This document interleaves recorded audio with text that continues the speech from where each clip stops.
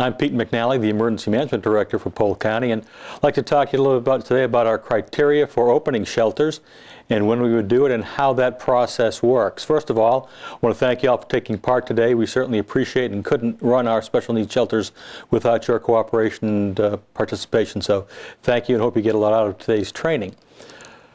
To begin looking at sheltering and sheltering operations, we really have to look at the weather as we do it 3, 4, 5 days out. What it's looking like, what the situation is tracking like, and how the impacts are going to be in our community. We want to make sure that we don't pull the trigger too soon because it has a lot of impact in all aspects of our community, but we want to make sure that we don't wait too long and then it doesn't not enough time for you folks to get to the shelter and of course to get our shelterees there safely. So it's important that we try to determine when the most appropriate time is and the most advantageous time to get folks to the shelter and setting the shelter up and the shelter folks there as safely as possible before the storm hits. We begin looking probably at a storm's track seriously about 5 days out. We'll start looking at what the National Weather Service is predicting.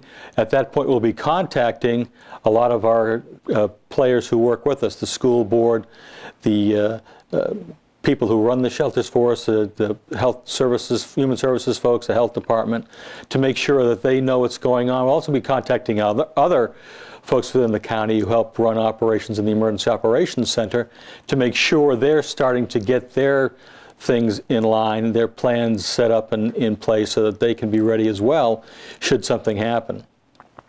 As we move toward 2 and 3 days out, we call our shelter activation briefing, where we bring in the folks who run our different flavors of shelters, both general population and special needs, to talk about, again, the track of the storm, what we're expecting to happen, and start looking at a timeline. One of the major things we look at as far as time is concerned is when tropical storm force winds are going to first start to impact the county, if it looks like it's going to be a direct impact. That's the point we really kind of start backing our planning up from, because we want to make sure that we have people in place or close to being in place when those first tropical storm force winds start to hit. We also want to make sure or do the very best we can to be moving people during daylight. So we look at when we have that first sunrise of that particular time period, when we can start at that point to move folks during the day. If we have to move folks at night, if it's an emergency situation, we will do that.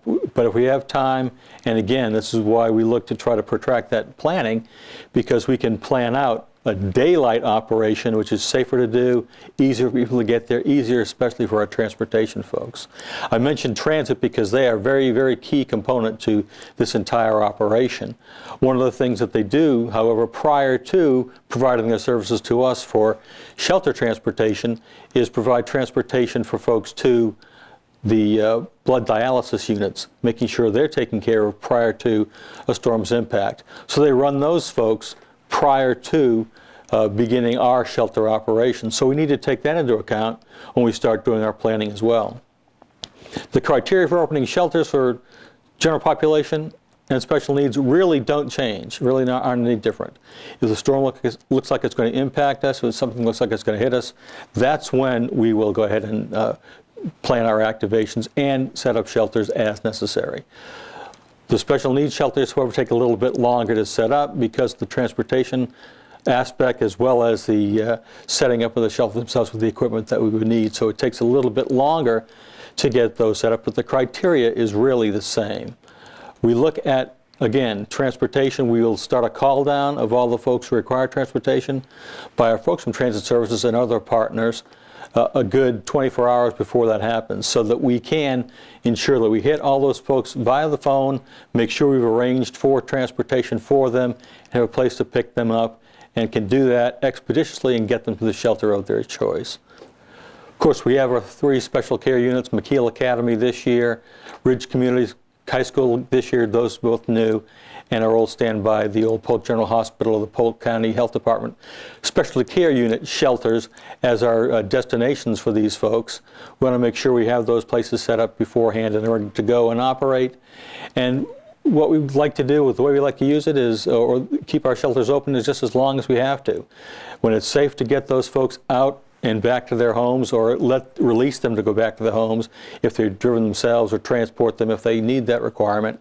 We'll do that as quickly as possible. If, in the case of the schools, it's time to transition them back to opening schools, we will look for other places maybe to go to as a transitional site before those folks can, again, get back home. So it's important that we remember that it's before operation, getting things planned and set up before the event comes, during, obviously, while they're there, and what we can to keep them safe and happy. And you'll learn more about that today in either review or orientation for you who have not done that before. And again, the end part of it is to get them home and home safely. And once we do that, once we completed that, then we completed our mission with sheltering. Once again, I'd like to thank you all for being here today and hope you get a lot of this training. I'm sure you will. Thank you.